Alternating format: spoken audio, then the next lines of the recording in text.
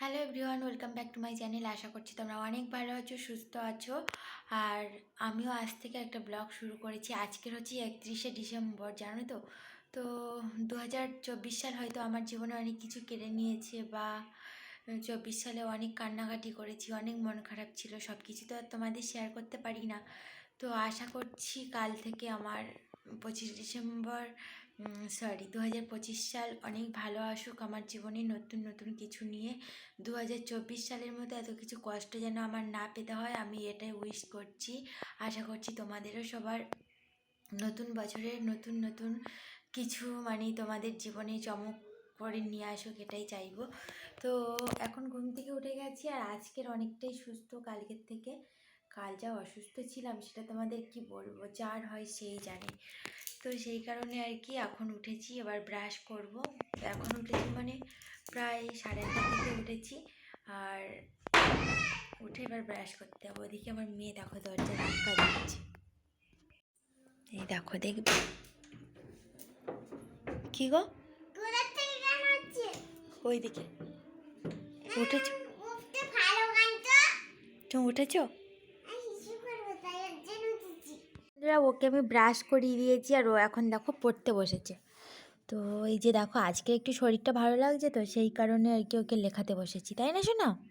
কালকে আমি সারাটা দিন শুয়ে আছি, কি পেট ব্যথা বাবা। লাস্টে গরম জল খেতে হয়েছে। দেখি, নাও এবার লিখে নাও। দেখি ও আটা মুখস্থ লেখো, লেখো লেখো লেখো লেখো। পরে পরে আগে ওয়া লিখে নাও, ওয়া লিখে নাও। সবাই দেখো, সবাই দেখো, ও হচ্ছে একা একা ওয়া লেখে। খাতা আগে চেপে ধরতে হয় এইখানে, এইখানটায়। সবাই দেখবে কিন্তু, ও সুন্দর করে ওয়া লেখে। ওয়ের দাঁড়িয়ে এখানে তুলে দাও, ওই সুন্দর করে লিখবে, সবাই দেখছে, ঠিক আছে? ওয়ের পরে কি? হ্যাঁ লেখো, আর লেখো।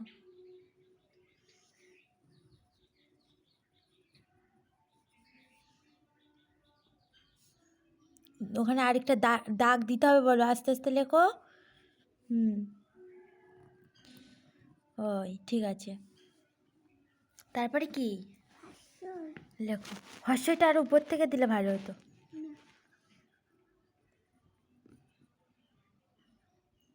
কেমন হলো ওটা?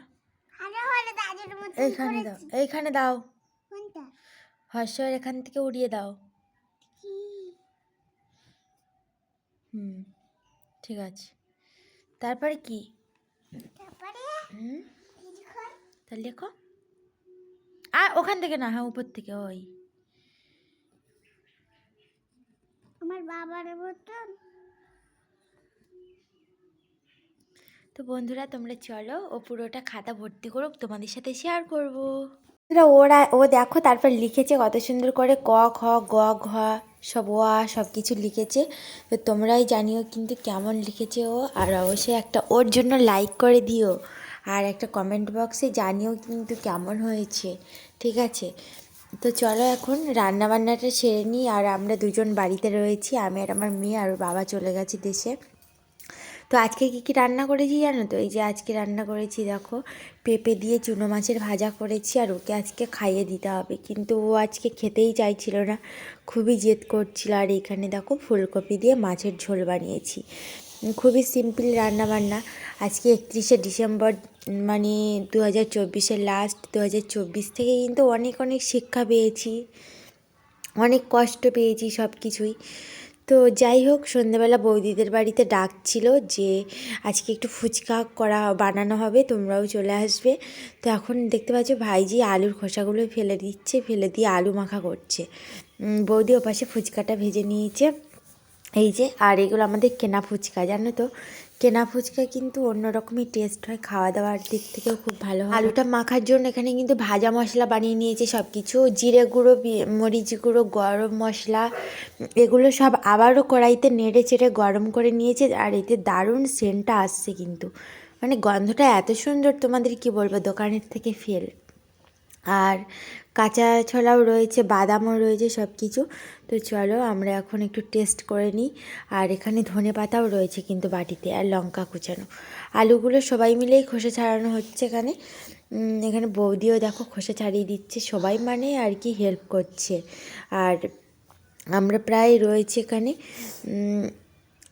6 জন রয়েছি, 6 জনে মিলে সবাই আর কি কাজে হেল্প করা হচ্ছে। এবার খাওয়া দাওয়ার পর্বটা তোমাদের কেমন লাগছে সেটাও জানি। এখন আমাদের ফুচকা প্রায় রেডি। এবার ফুচকি মেয়েটার জন্য সবাই লাইক করে দিয়ে তো তারপর ফুচকা রেডি। এখানে টক জলও রেডি, টক জলে ধনেপাতা, লঙ্কা গুঁড়ো সব কিছুই। তো এখন সবাইকেই একটা করে দেওয়ার টেস্ট হয়ে গেছে, এবার আমার পালা। তো চলো আমিও খেয়ে নিই। আর ও নিজেও এখনও খায়নি, ও সবাইকে এখন মানে পরিবেশন করছে আর কি। তো চলো আজকের এই পর্যন্ত, ভিডিওটা কেমন লাগলো সেটাও কিন্তু জানিও। জাস্ট দারুণ ছিল ফুচকাটা।